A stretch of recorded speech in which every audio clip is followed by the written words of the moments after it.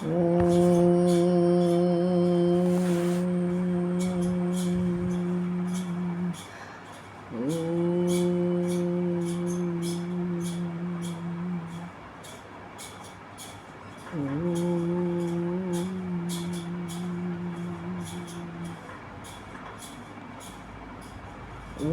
सहना भवतु सहनौ भुनक्तु सह वीर्यं करवावहै तेजस्विनावधीतमस्तु मा विद्विषावहै।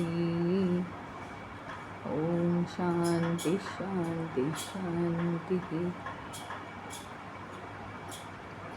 अखण्डमण्डलाकारं व्याप्तं येन चराचरं तत्पदं दर्शितं येन तस्मै श्रीगुरवे नमः। अज्ञानतिमिरान्धस्य ज्ञानाञ्जनशलाकया चक्षुरुन्मीलितं येन तस्मै श्रीगुरवे नमः।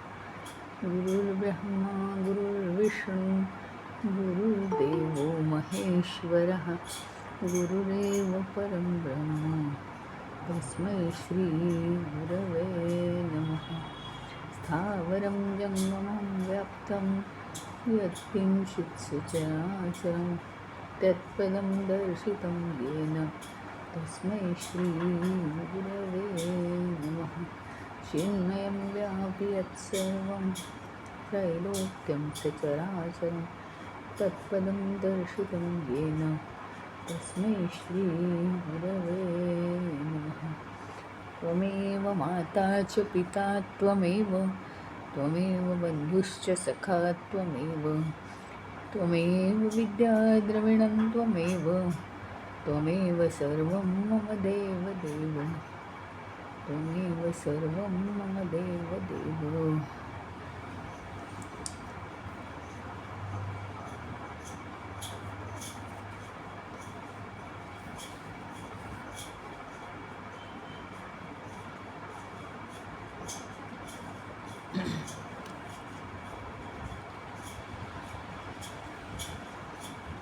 वेगवेगळ्या पद्धतीने परमात्मतत्व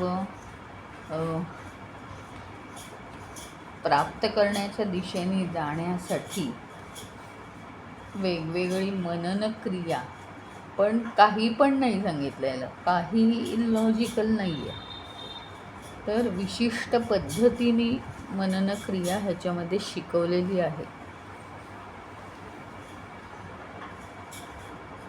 म्हणजे ज्याप्रमाणे अन्न हा मुद्दा जर आपण घेतला, अन्न ह्याचा अर्थ इथे काय आहे माहिती का? जीवन जगण्यास आवश्यक.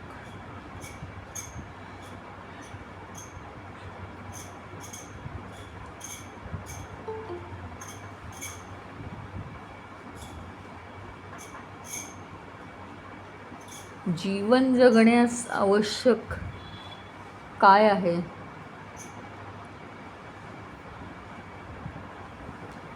पंचमहाभूतांपैकी जीवन जगण्यास आवश्यक पृथ्वी आहे समजा.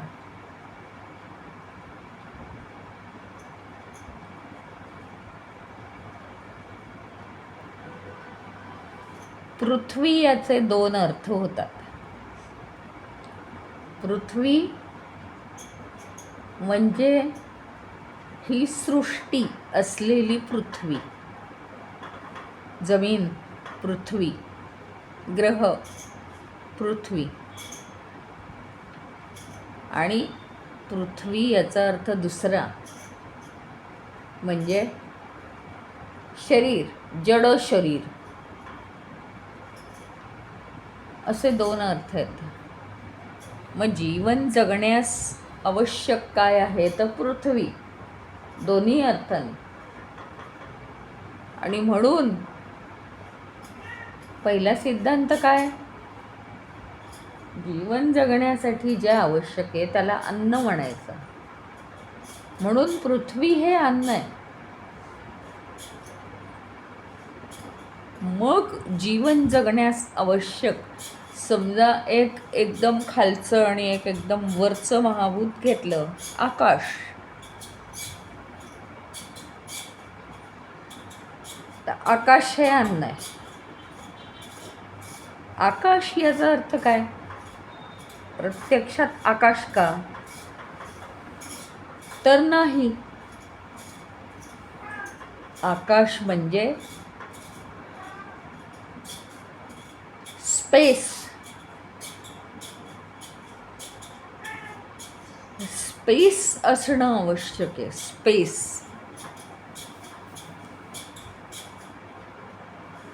स्पेस याचा अर्थ आपण आधी अभ्यासलाय बरं का. स्पेस म्हणजे मोकळी जागा. खूप विचार येत आहेत, खूप विचार येत आहेत. आता काहीच विचार येत नाहीत, काहीच विचार येत नाहीत.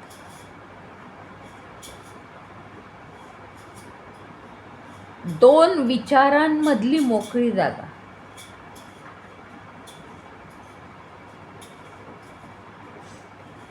मेडिटेशननी ही स्पेस वाढवता येते.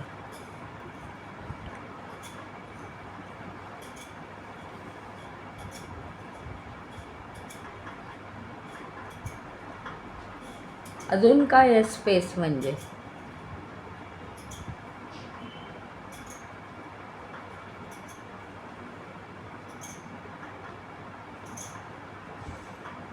तर स्पेस म्हणजे सतत श्वास चालू आहे, पण प्राणायाम करताना आपण काय करतो, ठराविक वेळ श्वास रोखतो. त्याला म्हणतात प्राणाची स्पेस तयार करणं.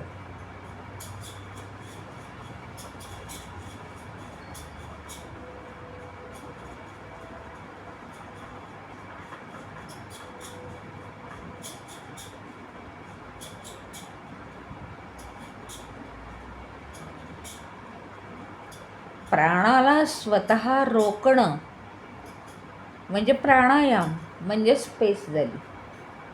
आणि त्या स्पेसचा नक्की फायदा होतो. म्हणजे आकाश हे सुद्धा ब्रह्म आहे, पृथ्वी हे ब्रह्म आहे. याची लिंक कशी लावायची?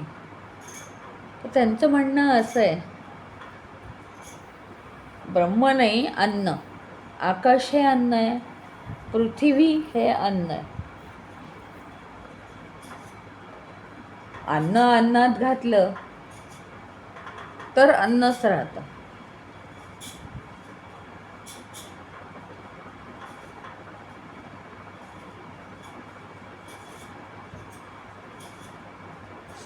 आणि म्हणून पृथ्वी हे आकाशामध्ये स्थित आहे आणि आकाश हे पृथ्वीमध्ये स्थित आहे. म्हणजे ही उपनिषदाची भाषा आहे. ही उपनिषदाची भाषा आहे. फक्त आपल्या जीवनासाठी काय काय आवश्यक आहे? पृथ्वी आवश्यक आहे. पृथ्वी म्हणजे काय? दोन अर्थ आहेत. एक तर पृथ्वी म्हणजे सृष्टी आवश्यक आहे ना. आजूबाजूला काय काम कसं करणार आपण? आपल्याला अन्न लागतं, तर अन्न कसं मिळवणार वगैरे. मग एक तर सृष्टी,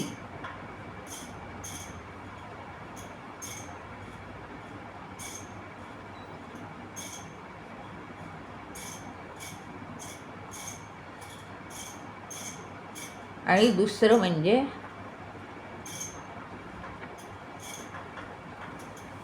शरीर. पृथ्वी म्हणजे सृष्टी आणि शरीर. या दोन्ही गोष्टी आपल्याला जीवन जगायला आवश्यक आहेत. जीवन जगायला ह्याचा अर्थ परमतत्व जाणण्यासाठी. जीवन कशासाठी जगायचं आहे शेवटी? परमतत्व जाणण्यासाठी. पृथ्वी याचा जो दोन अर्थी आहे, त्या दोन्ही गोष्टी आवश्यक आहेत आपल्याला जगण्यासाठी. म्हणून पृथ्वी हे अन्न. आणि आकाश, आकाश म्हणजे मोकळी जागा. प्राणामध्ये सुद्धा आकाश निर्माण करता येतं, मनामध्ये आकाश निर्माण करता येतं, विचारांमध्ये, आणि कृतीमध्ये सुद्धा ते करता येतं निर्माण.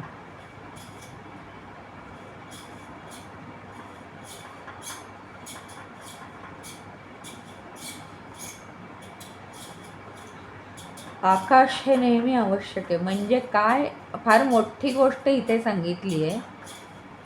सतत बोलत राहणं, सतत बोलत राहणं, सतत बोलत राहणं. कुठेतरी मौन आवश्यक आहे. मौन ही स्पेस आहे बोलण्यातली. सतत संसार करत राहणं, सतत संसाराचे विचार घोळणं मनामध्ये, तर शेवटी ते थांबवून आध्यात्मिक विचार करणं ही स्पेस आहे मनातली.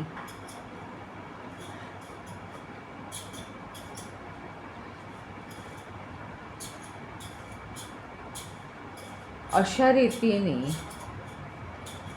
पृथ्वी आकाशात स्थित आहे, आकाश पृथ्वीमध्ये स्थित आहे. म्हणजेच काय, तर सृष्टी आवश्यक आहे, सृष्टी आपला अन्न समजा.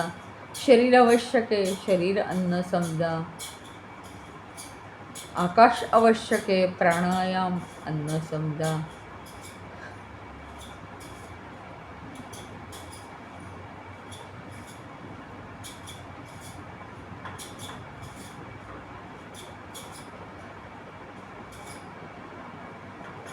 अशा रीतीने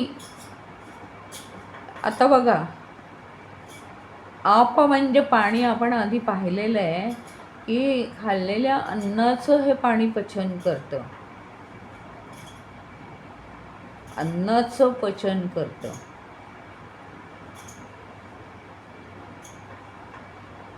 म्हणजे पृथ्वी ही, पृथ्वीचं अन्न काय आहे, पाणी. आधी विचार केला, आजही करू. पृथ्वी याचा अर्थ आहे अन्नमय शरीर.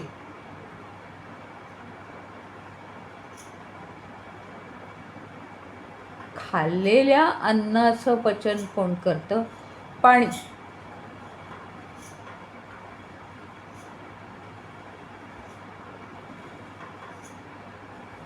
म्हणून पृथ्वीचं अन्न पाणी असा संबंध लावत लावत जर ध्यान केलं शिष्याने, असं म्हणणं आहे गुरूंचं,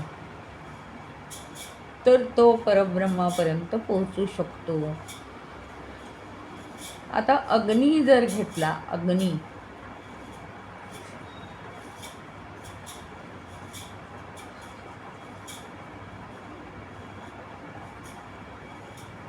अग्नी हा तेज आहे.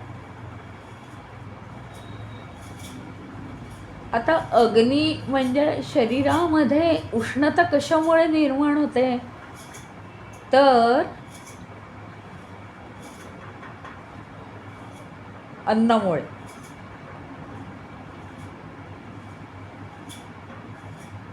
अन्न खातो अग्नी, म्हणजे अन्न आत गेलं, पचलं की उष्णता निर्माण होते. अन्न पचतं म्हणजे अन्न नाहीसं होतं. मग ते कोणी खाल्लं, तर म्हणे अग्नीने खाल्लं. अग्नीचं अन्न अन्न आहे.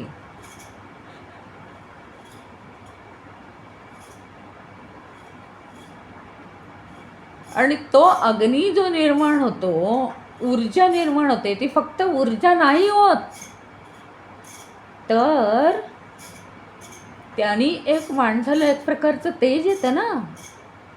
त्या तेजाने केवळ शरीर काम करत नाही,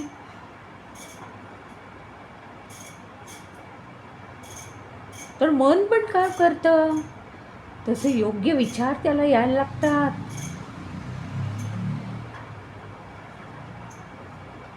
आणि बुद्धीसुद्धा काम करते. बुद्धीची कामं तर करू शकतो ना. त्याच्यामुळे बघा तुम्ही नेहमी काही मुलं ही भाजी नको ती भाजी नको, मग त्यांची बुद्धी चालत नाही, मतिमंद होतात. मग डॉक्टर सांगतात भाज्या खा. म्हणजे अन्नामुळे फक्त ऊर्जा नाही निर्माण होत,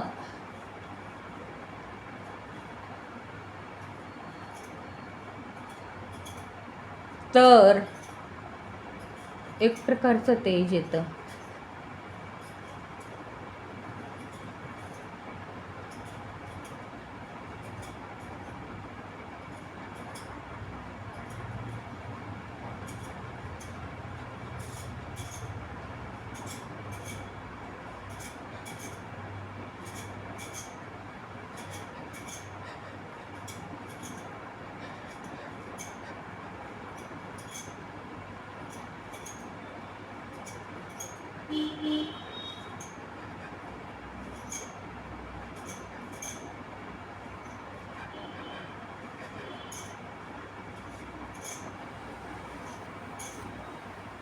वायू राहिला. वायू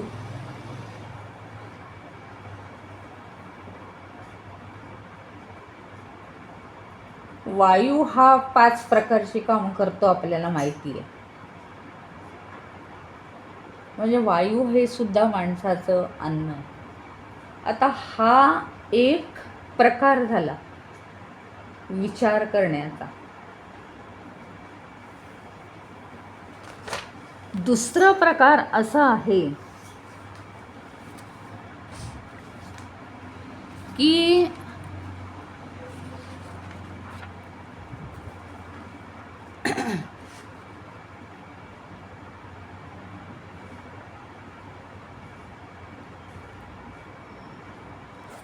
वाचेमध्ये क्षेम आहे. आधी आपण वाक्य बघूयात. वाचेमध्ये क्षेम आहे, प्राण आणि अपान यांच्यामध्ये योग आणि क्षेम आहे.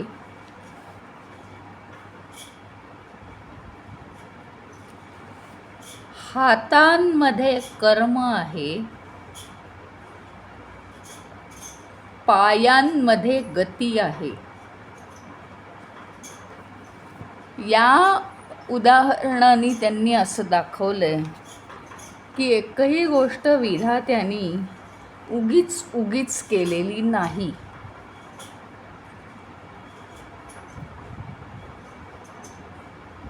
संपूर्ण हे शरीर हा एक संकेत आहे, असं त्यांचं म्हणणं आहे.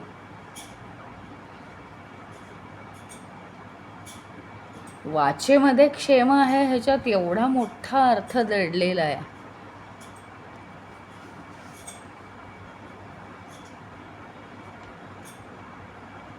वाचा आपल्याला दिलेली आहे, बोलणं, वाणी दिली आहे.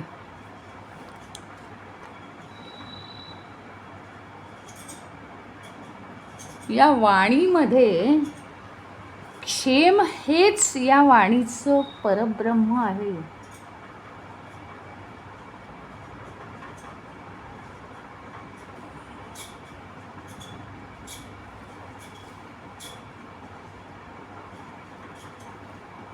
क्षेम हेच वाणीचं परब्रह्म आहे.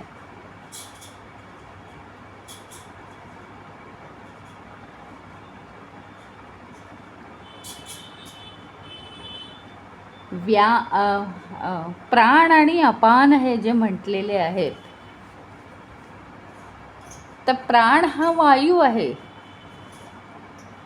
प्राण हा वायू आहे आणि तो आपण घेतो सोडतो श्वास.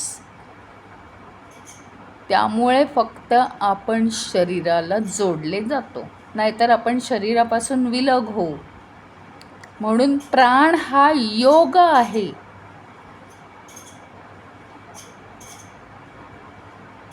आणि अपान अपान हा पचन करतो, म्हणून तो क्षेम आहे. तो आपल्याला वाचवतो खाल्लेलं अन्नाचं पचन करून,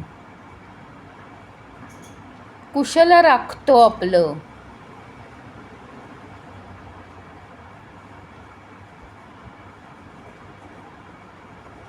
तिसरं वाक्य दिलंय, हातांमध्ये कर्म आहे. कर्म हेच हातांचं परब्रह्म आहे. कर्म नाही केलं तर सगळं बाजूला राहिलं.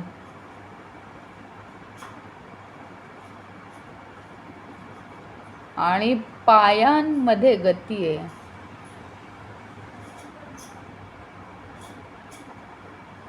कर्माला गती केव्हा येणार आहे? कर्माला गती केव्हा येणार?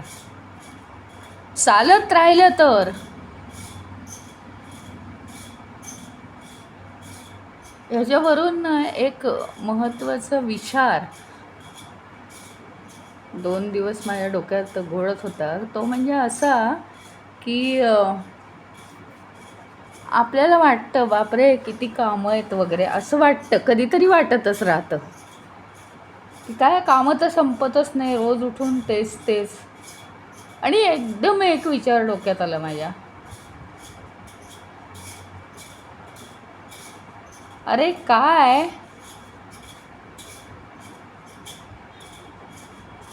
काम म्हणजे कर्म. कर्म या सृष्टीमध्ये सगळीकडे आहेत. ती सोय केली आहे विधात्याने आपली.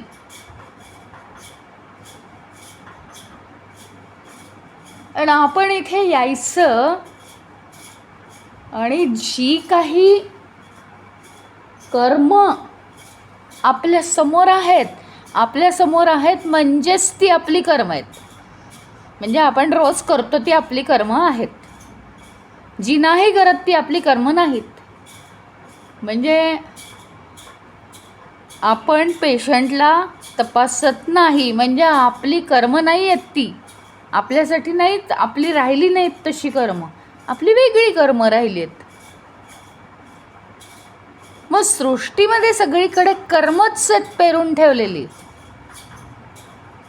सगळीकडे कर्म आहेत. कशासाठी आहेत ती?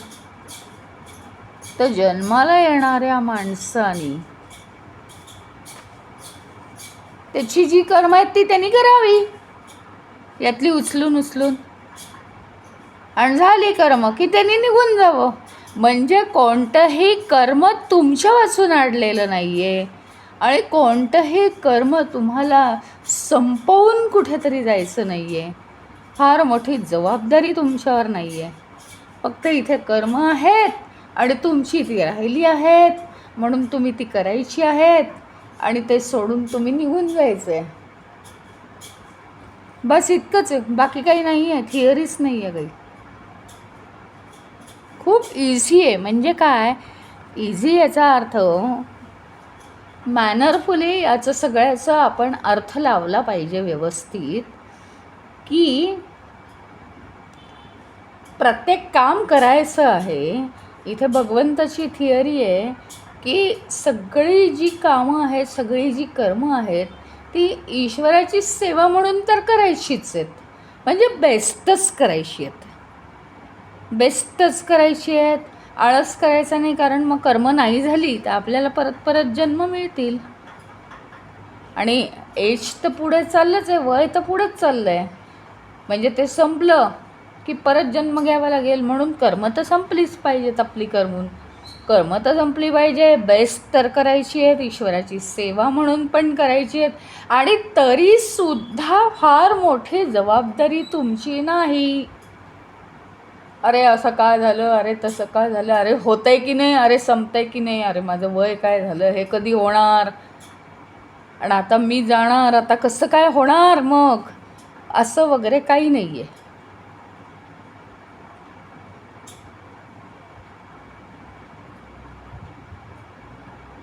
फार महत्त्वाची गोष्ट आहे ही. म्हणजे मला वाटतं आहे की मी ही कर्म करत आहे, मी हे कर्म करून दमत आहे, असं मला वाटतंय फक्त. पण ते काही नाही आहे, तसं काही नाही आहे. मी वगैरे काही नाही आहे. ती कर्म आहेत आणि तो करता आहे. तो करता त्याच्या वासना राहिल्यात म्हणून ती कर्म करतोय. विषय संपला. मग रोज उठून तीच कर्म करायची का? राहिली असतील तर कर, नसतील राहिली तर नको करू. न करता राहता येत असेल तर समजायचं की आता नाही राहिली कर्म. ती कर्म केल्याशिवाय राहताच येत नसेल तर समजायचं की आपली कर्म राहिली आहेत. आणि बाकी फार मोठी जबाबदारी काही नाही. म्हणजे सोपं आहे ना, कितीतरी सोपं आहे.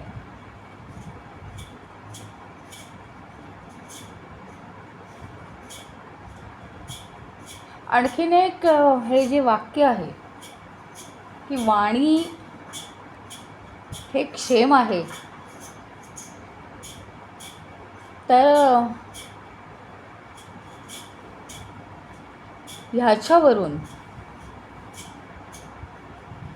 एक खूप अशी जुनी एक गोष्ट आठवली मला. खरं म्हटलं तर आपण खूप विचार करतो त्याचा, पण इतका विचार करण्याची गरज नाही आहे. खरं जर तसं म्हटलं तर एकदा एका मुखातून आवाज निघाला, कोणताही शब्द बाहेर पडला की तो दुसऱ्याच्या कानापर्यंत पोहोचतो.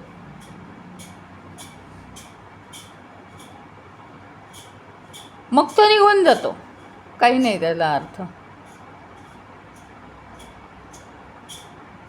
पण तरी याला आपलं मन इतकं हुशार आहे की त्याला त्या मनाने खूप मोठा अर्थ देऊन त्या खूप मोठी दुनिया तयार केली आहे.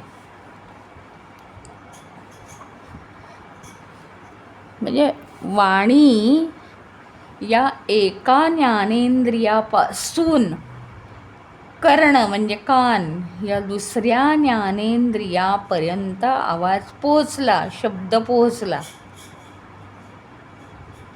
की त्याचं काम झालं.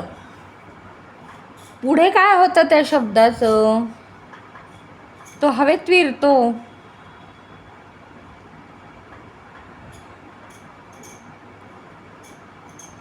ध्यानासाठी हे आवश्यक आहे, हे समजणं आपल्याला माहीत असणं आवश्यक आहे ध्यान करण्यासाठी.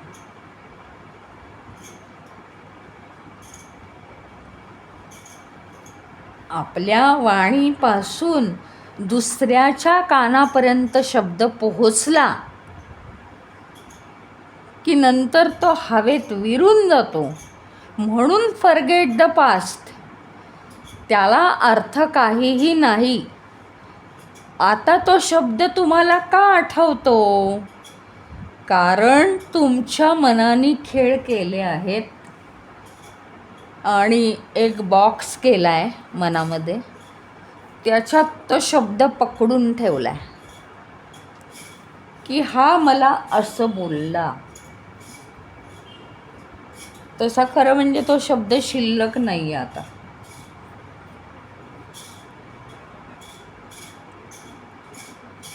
एका मुखातून दुसऱ्या कानापर्यंत पोहोचला की तो शब्द हवेत विरतो.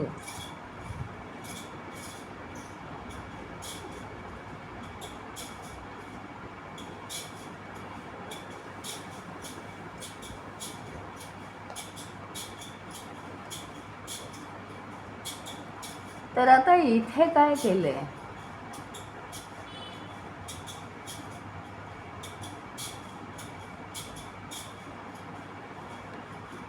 या मननामध्ये जर एखादी न पाहिलेली गोष्ट आपल्या चिंतनाचा विषय करायची असेल, म्हणजे परब्रह्मच नाही का,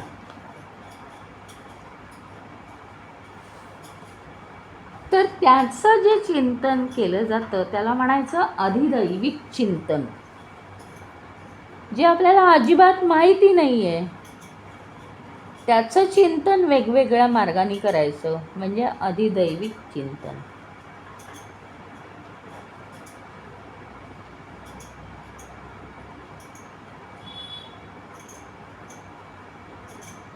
नंतर दुसऱ्या प्रकारचं चिंतन असं आहे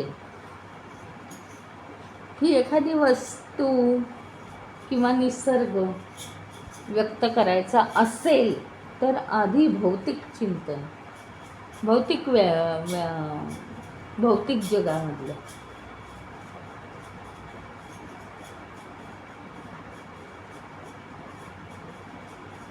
आणि ज्याचं शरीर रचनेवर भर असेल ते आध्यात्मिक चिंतन.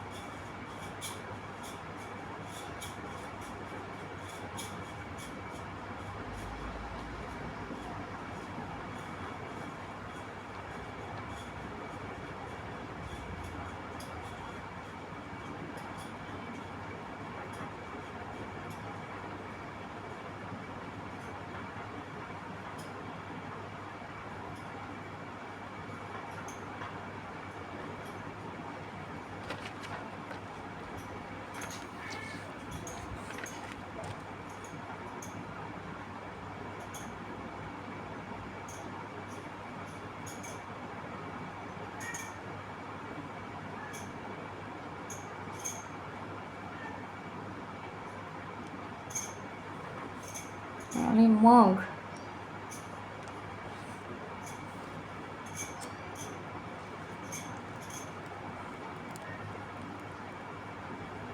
कसं शिष्य कोणत्या कोणत्या मार्गाने कसा पुढे जायला पाहिजे हे त्यांचं म्हणणं आहे.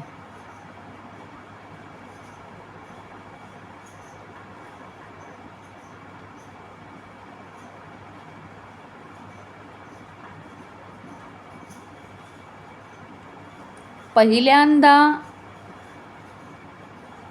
प्राणमय देहाला तो आत्मतत्व समजतो, नंतर मनोमय आत्म्याला तो आत्मतत्व समजतो, विज्ञानमय आत्म्याला तो आत्मतत्व समजतो आणि नंतर आनंदमय आत्म्याला तो आत्मतत्व समजतो.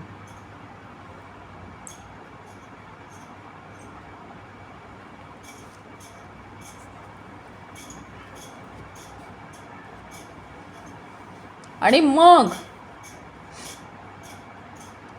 आपल्याला योग्य अन्न असेल, अन्न याचा अर्थ काय माहिती का, विचार. इथे विचार हा सुद्धा अन्नच आहे, कारण त्यांनी तशी व्याख्या केली आहे.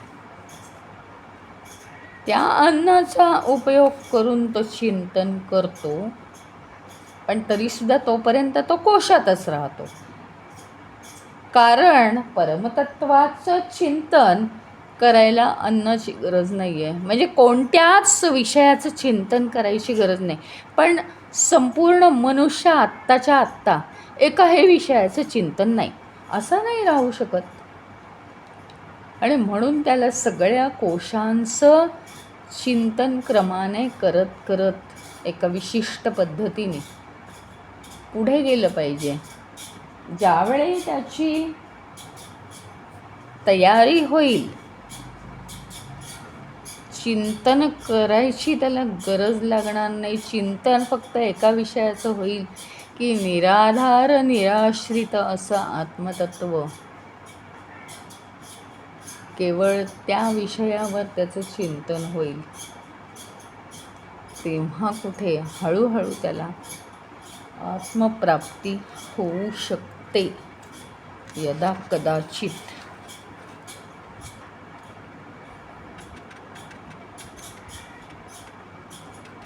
आणि मग त्याला अशी प्रचिती येते की अरे हे आत्मतत्व शोधायचं आहे, आत्मतत्व शोधायचं आहे. अशा विचारात मी होतो, अरे मीच तर आत्मतत्व आहे, अशी त्याला प्रचिती येते. ही जर प्रचिती आली तर मग कंटिन्युइटीचं काम आहे मात्र.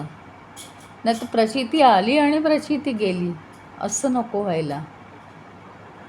पण ती प्रचिती आलेला जो शिष्य आहे, मनुष्य आहे, तो सतत तोच अनुभव पुन्हा पुन्हा घेण्याच्या मागे लागतो तो सतत. कारण ती प्रचिती शब्दात वर्णन करण्यासारखी नाहीच आहे. अतिशय प्रेममय, आनंदमय. त्याची जेव्हा कंटिन्युइटी जीवनात उतरेल, दुसरं काहीच नसेल, तेव्हा मग त्या परमतत्वाची प्राप्ती होईल. तोपर्यंत काय होईल? परमतत्व कसं असेल याचे क्षणिक अनुभव येतील, पण परमतत्वाची प्राप्ती नाही म्हणतायत त्याला.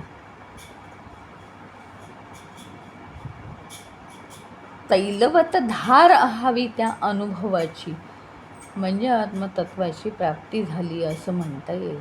त्याच्यात स्थिर राहायला पाहिजे आपण. आणि इथे त्यांनी ओम सहनाववतु म्हणून उपनिषद संपवलेलं आहे. चांगल्या पद्धतीने त्याचा विचार केलेला आहे. आणि या उपनिषदाचं एक वैशिष्ट्य काय आहे की ज्या गोष्टी आपल्याला माहिती आहेत त्याच्याकडून परमतत्वाकडे जाण्याचा त्यांचा प्रयत्न आहे. त्याच्यामुळे बरंचसं समजल्यासारखं वाटतं उपनिषद, आणि काही गोष्टी ज्या समजल्या नाहीत असं वाटतं त्या इलॉजिकल आहेत, त्याच्यावर विश्वास ठेवायला लागतो. न्यूटनचा सिद्धांत माझ्यासाठी इलॉजिकल आहे.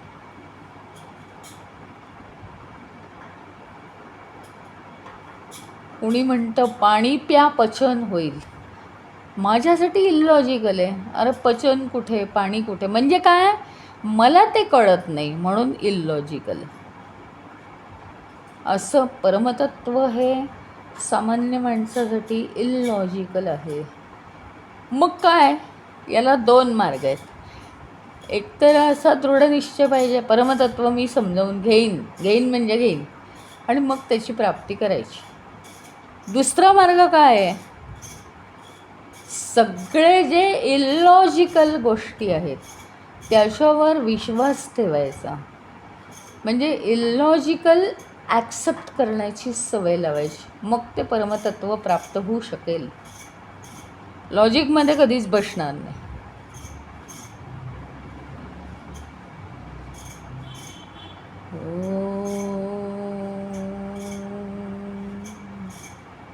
ओम पूर्णमद पूर्णमिदं पूर्णात् पूर्णमुदच्यते पूर्णस्य पूर्णमादाय पूर्णमेवावशिष्यते. ओम शांति शांति शांति. हरि ओम. श्री गुरुभ्यो नमः. हरि ओम.